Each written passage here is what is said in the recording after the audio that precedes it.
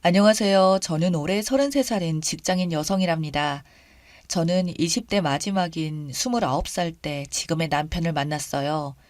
저희는 연애 때부터 어찌나 죽이 잘 맞던지 결혼까지 아주 무난하게 꼴이 난 케이스였죠. 저희는 처음 만난 곳부터 사뭇 건강합니다. 바로 크로스핏 센터에서 처음 만났거든요. 크로스핏은 그냥 여러 가지 운동을 단시간에 빡세게 하는 거예요. 줄넘기, 아령도 들고 다이어트 춤도 추고요. 그냥 짬뽕 운동인데 저희 부부도 이거 하다 눈 맞아서 결혼했고요. 체형이 살짝 통통한 편인지라 항상 다이어트라는 공통적인 관심사가 있었는데요. 그래서 식단도 항상 공유하고 퇴근 후 운동도 같이 하며 건강한 데이트를 줄곧 해왔어요. 하지만 연애 기간이 길어지면 길어질수록 서로 더 오동통해진다는 것은 만국불변의 법칙이겠죠? 함께 있으면서 체중 감량에 성공한다는 것은 정말 쉬운 일이 아니더라고요. 하지만 결혼 직후에 바로 자녀 계획이 있었던 저희 둘은 보다 건강한 상태에서 아이를 가지는 것이 맞겠다는 생각하에 본격적으로 건강 관리에 들어갔어요. 무조건적인 체중 감량이 아니라 먹는 것부터 생활 패턴까지 모두 건강하게 바꿨죠. 그랬더니 확실히 효과가 달라졌어요. 둘 다 아이라는 정확한 목표가 잡히고 나니까 행동력이 달라지더라고요. 연애 시절보다 훨씬 더 체계적으로 관리하고 시간을 투자하니 남편과 저 모두 몰라보게 달라졌어요. 건강은 두말할 것도 없었고요. 주변에서도 정말 대단하다는 소리도 많이 들었고, 둘이서 함께 노력하는 모습이 너무 보기 좋다는 칭찬도 많이 들었어요. 이렇게 주변에서 좋은 이야기를 많이 들었는데, 왜 이때 저희는 문제가 터진 걸까요? 각자 몸 관리도 잘 되었겠다. 임신 준비에 필요한 식단부터 영양 관리까지 다 완성이 된 우리에게도 머지않아 계획했던 임신 시기가 다가왔어요. 그런데 이상하게도 남편은 생각보다 적극적이지 않은 태도로 보이기 시작했죠. 누구보다도 아이를 가지고 싶어 했던 남편이 자꾸 이번에만 끝나고 바쁜 프로젝트만 넘기고 시기에 반응을 보이더라고요. 하지만 이렇게 이상한 마음이 들지는 않았습니다. 회사에서 너무 정신이 없으면 마음의 준비가 되지 않을 수도 있겠다 싶었죠. 충분히 이해가 갔습니다. 그래서 몸과 마음에 모두 여유가 찾아오면 그때 준비하자. 그때까지 우린 더 관리가 되어가고 있는 상태일 테니 우리에게 생길 아이에게도 더 좋을 것이라고 다독이며 알겠다고 했었죠. 하지만 남편이 얘기했던 그 시기라는 것은 좀처럼 찾아오지 않았습니다. 초반에는 제가 먼저 몇 번씩 물었지만 자꾸만 나중에라는 대답만 돌아오니 점점 저 혼자 보채는 사람이 되어가는 기분이 들더군요. 그렇다 보니 저도 점점 입을 닫게 되었어요. 그렇게 서로 임신에 대한 아무 언급도 없이 지나간 시간만 돌이켜보니 세 달이더군요. 점점 신경이 쓰이던 중 어느 날 남편이 저에게 얘기한 건 갑작스러운 운동 종목 변경이었어요. 여보, 우리 이번 주에 크로스핏 끝나잖아. 다음 주부터는 우리 다니는 곳 말고 다른 센터 가보려고. 그게 무슨 말이야? 같이 옮기자는 거야? 아니면 혼자 옮긴다는 거야? 요새 회사 일 때문에 우리 운동 시간도 잘 못 맞추는데 이참에 나는 더 저녁 시간대로 옮겨서 GX로 바꿔서 해볼까 생각 중이거든. 그니까 혼자 옮기겠다는 거지? 말하자면 그렇지. 그 저녁 식탁 위에서 빈 물컵만 만지작 만지작거리며 남편이 한 말은 어딘가 조금 이상했어요. 마치 슬쩍 도망가는 사람 같았다고 할까요? 항상 같이 운동하고 같이 관리해야 더욱 동기부여가 된다고 했던 사람인데 왜 갑자기 혼자 운동을 한다는 건지, 일이 바빠져서 운동 시간에 맞추지 못한다는 게 말이 되는지부터가 이해가 안 되더라고요. 제가 퇴근 후에 더 기다려서 한 타임 뒤로 충분히 미뤄서 할 수 있는 일인데 말이죠. 하지만 표면적으로는 그저 운동하는 장소를 바꾸겠다는 것밖에 없으니 굳이 파고들어서 문제를 일으키기 싫었던 저는 그냥 알겠다고 했어요. 말했던 대로 다음 주가 되자마자 남편은 함께 다니던 크로스핏 센터를 그만두고 다른 곳으로 가더라고요. 그렇게 매일 같은 곳에서 일어나 다른 곳에서 일을 하고 다른 곳에서 운동을 하고 돌아오는 일상을 반복 중이었습니다. 그런데 어느 날 함께 운동하던 크로스핏 한 분이 오랜만에 연락이 왔더라고요. 메시지는 남편을 봤다는 내용이 적혀 있었고요. 미경 씨, 남편 이제 크로스핏 말고 사거리에 있는 헬스장 다녀요? 요가하고 왔다가 나가는 길에 보이길래 먼발치서 인사하려고 했는데 그냥 지나갔어요. 언뜻 보고 맞는 줄 알았는데 아닌가? 메시지를 보고 저는 선뜻 대답을 할 수가 없었어요. 저 역시 남편이 다른 크로스핏 센터를 다니고 있는 줄 알았지 헬스장을 다니는지는 몰랐거든요. 그래서 그날 밤 남편에게 물었죠. 당신 새로 운동하고 있는 곳이 사거리에 있는 헬스장이야? 저녁을 먹다가 그냥 물어본 건데 음식이라도 체한 것처럼 콜록거리며 놀라는 남편이 제게 물었어요. 맞아. 어디서 들었어?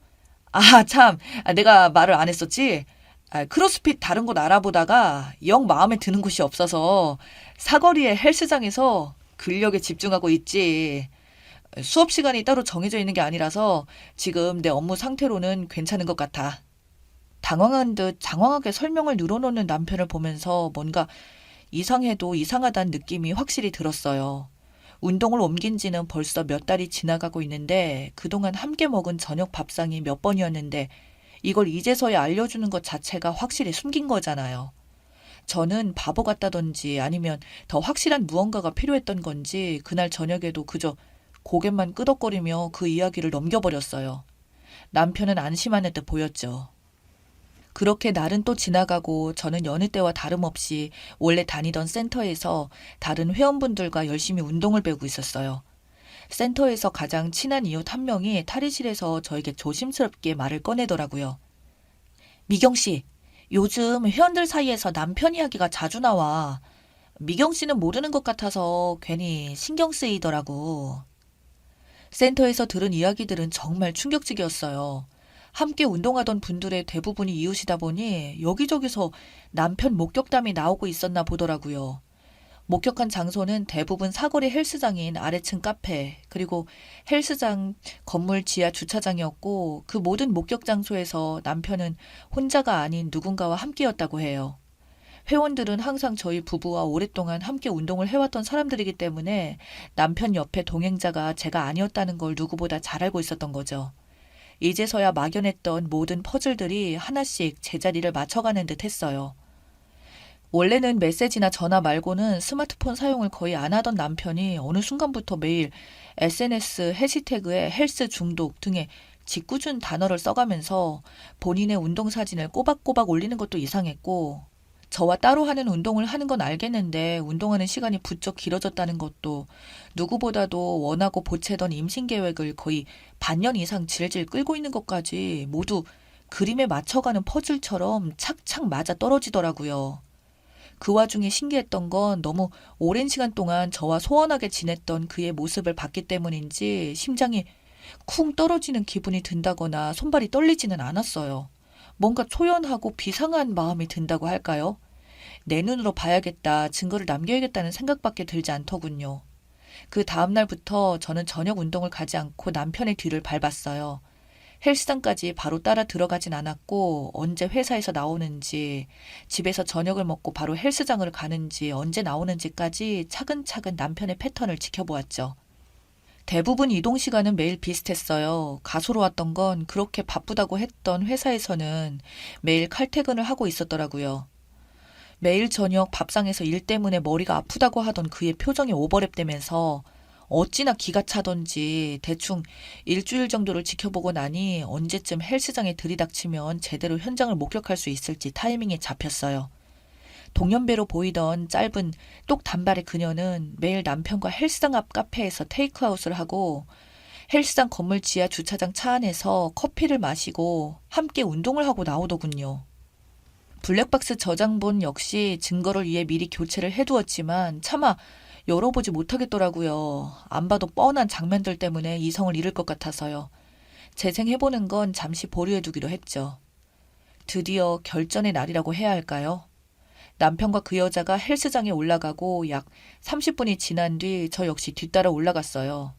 입구에 들어서자마자 어디에 있을까 찾아볼 겨를도 없이 제 눈앞에 딱 들어오던 두 사람의 뒷모습. 여자가 등 운동을 하고 있고 남자는 뒤에서 그녀의 허리를 꽉 쥐고 제가 뒤에 있는 줄도 모르고 열심히 도와주고 있더라고요.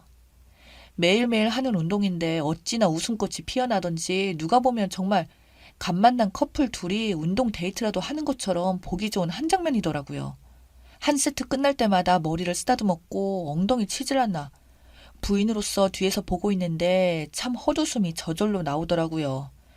지켜보는 건 이제 됐다 싶어서 신발 벗는 것도 깜빡하고 그들에게 다가갔어요.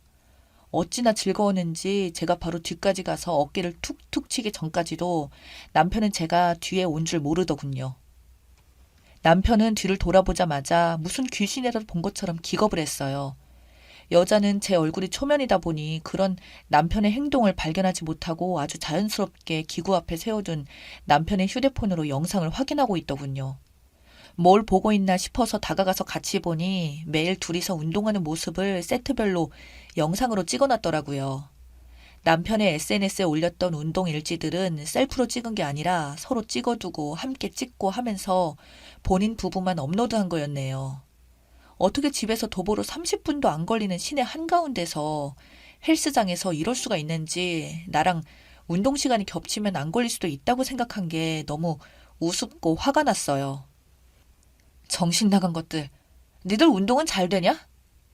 수많은 말을 삼키며 던진 한마디에 그 여자는 바로 상황 파악이 된 건지 표정이 확 굳더군요. 그러더니 슬금슬금 탈의실로 가려고 하기에 어깨를 잡아 세웠고 인터넷에 불륜 남녀 얼굴로 확 뿌려지기 싫으면 가만히 서 있으라고 하니 금세 자세를 고쳐잡고 남편 옆에 서더군요. 이때 감정을 다시 떠올리자니 치가 떨려요. 남편은 무슨 머저리처럼 어버버거리고 제대로 말도 못하고 서 있더라고요. 정말 제가 의심하고 있었던 걸 전혀 모르는 얼굴로요. 그런 모습이 더 소름 돋았어요. 내가 얼마나 우스웠던 걸까 생각하게 되더라고요. 뭐라도 해야 할 것 같은 기분에 옆에 보이는 3kg짜리 덤벨로 손에 들고 있던 남편의 휴대폰을 몇 번이고 내리 찍었어요. 말리지도 못하고 제 모습을 보고 있던 남편이 꾸역꾸역 뱉은 한마디는 운동만 같이 하는 사람이야. 친구야, 친구. 대답할 가치가 있는 말이겠습니까? 블랙박스 저장본 빼놨는데 친구라고 한 방금 그 말 책임질 수 있냐고 물으니 고개를 푹 숙이네요. 옆에 멀뚱멀뚱 서 있던 여자는 말 섞을 가치도 없을 것 같아서 어디서 뭐 하는 년이냐 하는 소리도 하지 않았고 그냥 액정에서 가루가 탈탈 떨어지고 있는 남편의 휴대폰만 얼굴에 던져주고 왔어요. 그 길로 저는 집으로 돌아왔고 큰 박스 하나에 눈에 보이는 남편 물건들 전부 모아서 집에 있는 아령으로 가루를 만들어서 밖에다가 내놨습니다. 이혼이든 뭐든 남편이 눈에 안 보이는 상태여야 이성적으로 절차를 잘 밟아나갈 수 있을 것 같았거든요. 듣고 싶은 해명도 이유도 없으니 다행이었죠. 이런 상황을 맞으니 임신 계획을 미뤄가며 바람을 피워준 남편에게 불행 준 다행스러운 고마움까지 들더군요. 그날 이후 남편은 문 한 번 노크하지 않고 집 앞에 박스만 들고 시댁으로 자취를 감췄습니다. 들리는 말로는 외출 한 번 하지 않고 회사만 오고 간다는 걸 보니 그 사랑도 잘 안 된 듯 보이더라고요. 지금까지 제 상황은 이렇습니다. 이야기도 여기까지고요. 긴 이야기 끝까지 들어주셔서 감사합니다.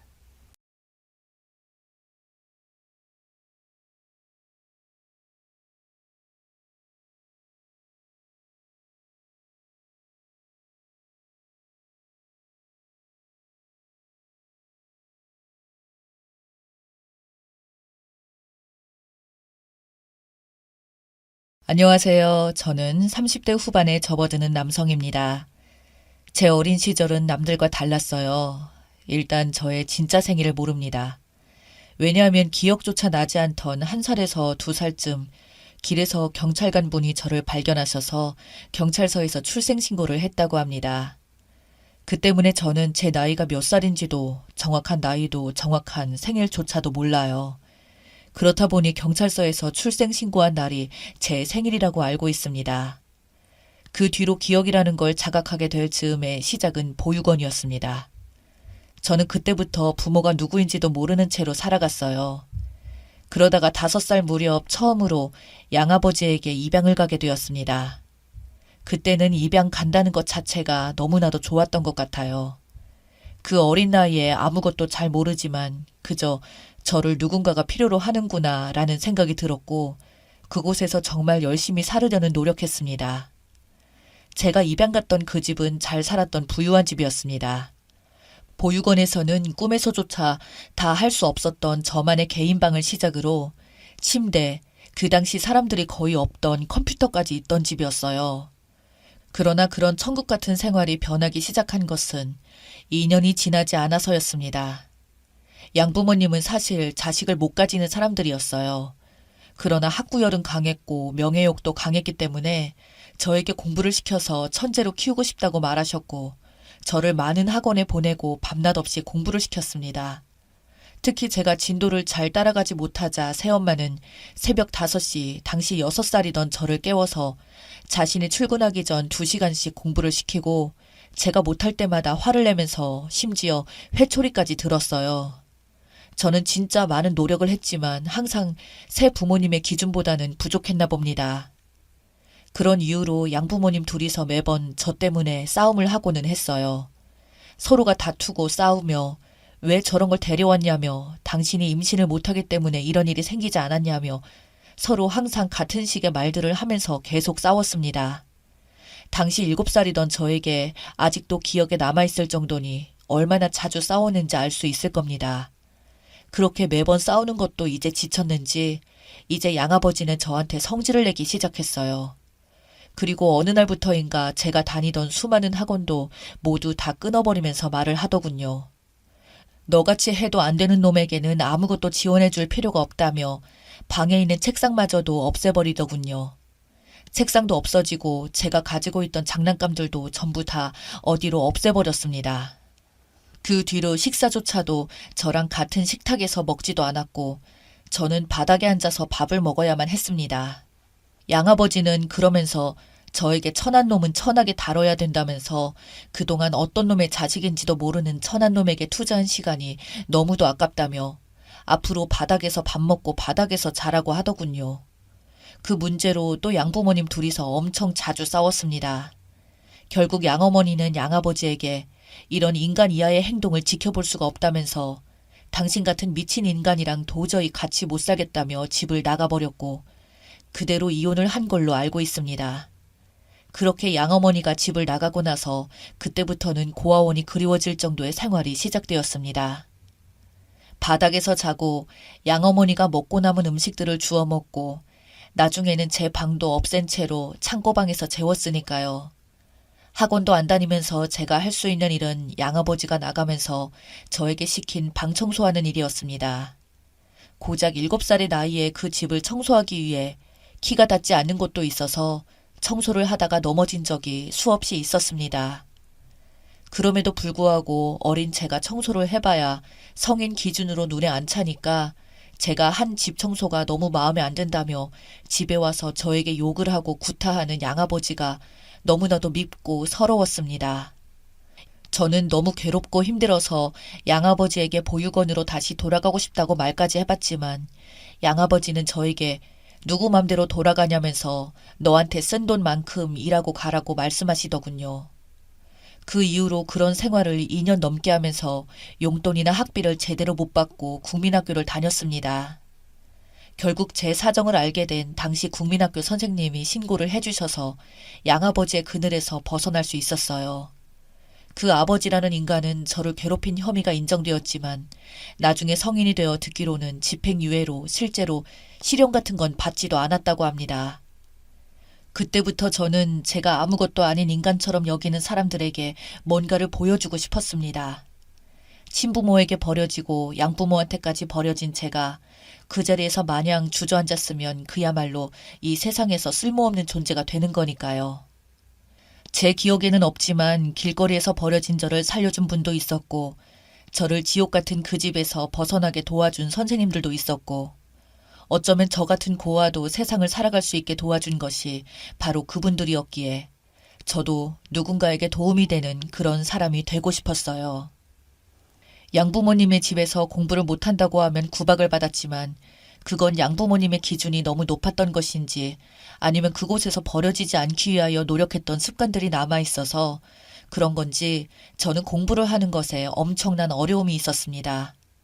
그때의 절박함으로 공부를 다시 열심히 시작하니 머리가 남들보다 썩 좋지는 않더라도 한 번 앉아서 공부를 시작하게 되면 5시간이고 6시간이고 움직이지 않고 공부에 집중할 수 있는 집중력을 가질 수 있었고 그것을 바탕으로 학교에서 괜찮은 성적을 받아서 상도 여러 번 탔을 정도였습니다. 그리고 중학교 때는 좋은 분들을 만나서 저에게 후원해 주시다가 입양까지 해주었습니다. 그리고 중학교 때는 좋은 분들을 만나서 저에게 후원해 주시다가 입양까지 해주셨습니다. 당시 저는 입양이나 사람들에 대한 두려움이 컸지만 그분들은 제가 초등학교 때부터 꾸준히 저희 보육원에 오시면서 저를 후원해 주셨던 분들이었고 저에게 관심이 참 많으셨던 부부였습니다. 사실 입양 의사는 몇 년 전부터 말씀을 하셨지만 제가 예전에 좋지 못한 파양 경험이 있어서 조심스럽다고 말씀을 드리자 시간을 가지고 천천히 같이 생각해보자며 자신들도 충분히 이해해 주신다면서 저를 기다려 주셨던 분들이었어요. 결국 저도 어느새부터인가 그분들이 진짜 제 부모님처럼 여겨지기 시작됐고 그렇게 중학교 2학년 무렵부터는 정식으로 입양이 되어서 같이 살게 되었습니다. 저희 부모님 두 분 다 동의하셨어요. 안타깝게도 아이를 가질 수 없어서 원래는 저같이 나이 좀 들은 게 아니라 어리고 어린 갓난 아이를 입양하고 싶었지만 뭔가 끌리는 느낌이 이상하게 제가 자꾸 눈에 계속 들어왔다고 합니다. 그래서 저와 대화를 해보니 너무 잘 맞아서 데려왔다고 하시네요. 저는 그런 부모님들에게 실망시키고 싶지 않았습니다. 특히 지금 과거를 돌이켜보면서 드는 생각이었지만 제가 그때 입양되지 않았으면 과연 의사가 될 수 있었을까 하고 생각해보면 절대 아니요 라는 말이 절로 나옵니다. 부모님 덕분에 의사에 대한 진로도 잡을 수 있었지만 초등학교, 중학교 공부는 혼자서 어떻게 했다 하더라도 고등학교 공부나 수능 공부 그리고 의대 공부는 제가 하고 싶어도 제 신분상으로는 절대 할 수 없던 공부들이었으니까요. 제가 열심히 하면 저도 부모님처럼 의사가 되고 싶다고 말씀을 드리자 저에게 하고 싶은 공부는 원 없이 하라면서 정말 뒤에서 무한정으로 지원해 주셨고 두 분의 경험이나 공부 방법들도 가르쳐 주시며 정말 저에게 축복 같은 일이었어요. 그렇게 20살이 되었을 때 의대를 진학할 수 있게 되었고 저는 드디어 꿈에 그리던 의사가 될 수 있었어요. 하지만 의사 일이 그렇게 마냥 행복한 일만은 아니었습니다. 제가 상상했던 것과는 다르게 학생 때는 공부할 것들이 너무 넘쳐났고 인턴이 시작된 제가 쉴 수 있는 개인적인 삶이라는 게 아예 없을 정도였습니다.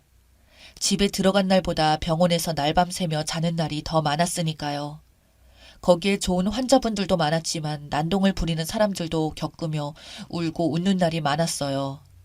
그래도 예전에 비하면 정말 아무것도 아니었어요. 공부를 못한다면서 버려졌던 제가 공부로서 가장 성공한 직업 중 하나인 의사가 되었다는 것에 저에게 크나큰 성취감부터 시작해서 자신감을 얻게 되었습니다. 그 힘들다는 인턴 레지던트 시기도 꿋꿋하게 잘 이겨내고 국내 대학병원에서 전문의로 일을 하게 되었습니다. 응급실에 있다 보면 정말 수많은 사람들을 보게 됩니다. 아파서 오는 아이들부터 사고로 인해서 다친 사람들까지 정말 다양한 사람들을 보게 되는데 그러던 어느 날 병원에서 대형 교통사고가 나서 갑자기 오는 환자를 한 명 맡게 되었는데 그 환자가 바로 예전에 어릴 적에 저를 입양했다가 수년 동안 착취하며 괴롭히고 파양시켰던 양아버지였던 겁니다. 병원으로 오게 된 사유는 음주운전을 하다가 사고를 내고 병원에 실려왔다고 하는데 순간 정말 어이가 없더군요. 저를 보자마자 양아버지는 저에게 제발 살려달라고 싹싹 빌더군요. 여러 가지 검사 결과 본인이 사고를 낸 사람치고는 다친 곳도 거의 없었습니다. 오히려 사고를 당한 쪽이 유독하였는데 그 와중에 양아버지라는 인간은 저를 알아보지 못하고 그저 싹싹 빌면서 별로 다치지도 않은 사람이 자기 죽는다며 오로지 자기 안위만 챙기는 양아버지를 보니까 저 인간은 원래 이런 인간이었구나 라는 생각이 들었어요. 그래도 다행히 피해자 측도 생명에는 지장이 없이 빠른 조치고 퇴원을 하게 되었고 그 후로 저를 파양한 아버지와 이야기를 해볼 수 있게 되었습니다. 제가 이것저것 개인적인 걸 물어보자 의사 선생님이 갑자기 왜 그런 걸 물어보시냐고 의아해하면서 저를 쳐다보시더군요. 그래서 저 모르시겠냐고 당신이 그토록 괴롭히고 공부 못한다고 구박하던 양아들이었던 사람이라고 하자 안색이 정말 사색이 되더군요. 저는 그런 양아버지에게 당신이 버린 덕분에 내가 이렇게 의사가 될 수 있었다고 말하자 갑자기 제 멱살을 틀어주고는 반대로 저 때문에 자기 인생은 모두 망했다고 합니다. 저를 입양해서 이혼도 하고 사업도 잘 안 되고 모든 것이 망했다고. 이제는 음주운전으로 기소까지 당하게 생겼으니 망해도 정말 완전히 망한 수준이었어요. 그래서 저는 양아버지에게 당신 같은 인간을 보면 정말 한 대 때려주고 싶었는데 지금 보니까 그렇게 때릴 가치도 없을 만큼 인간이 망가졌네요. 지금 모든 게 저 때문이라고 말하는데 잘 한번 생각해 보라고. 저 때문이 아니라 당신이 모든 걸 그렇게 만든 것이 아니냐고 말해줬습니다. 공부 못한다고 아이를 버리더니 그 아이가 의사가 된 기분이 어떻냐고. 당신이 기분 내키는 대로 했던 행동들 때문에 결국 떠났는데 왜 나 때문이냐고 화도 내지도 않고 담담하게 묻자 양아버지는 그 자리에서 울면서 그때로 돌아가고 싶다고 말하더군요. 그 이후로 그 인간 소식을 들은 적은 없습니다. 그저 세상 참 넓고 좁구나 라는 생각이 들더군요. 두 번 다시 제 인생에서 나타나지 않을 거라고 생각했던 그 양아버지라는 사람과 그런 식으로 마주칠 줄도 몰랐고 그렇게 잘 나가던 사람이 저렇게까지 한순간에 망가진 채로 살 줄도 몰랐네요. 그 이후로 제 마음의 모든 짐은 내려지게 된 것 같습니다. 제 이야기 들어주셔서 감사합니다.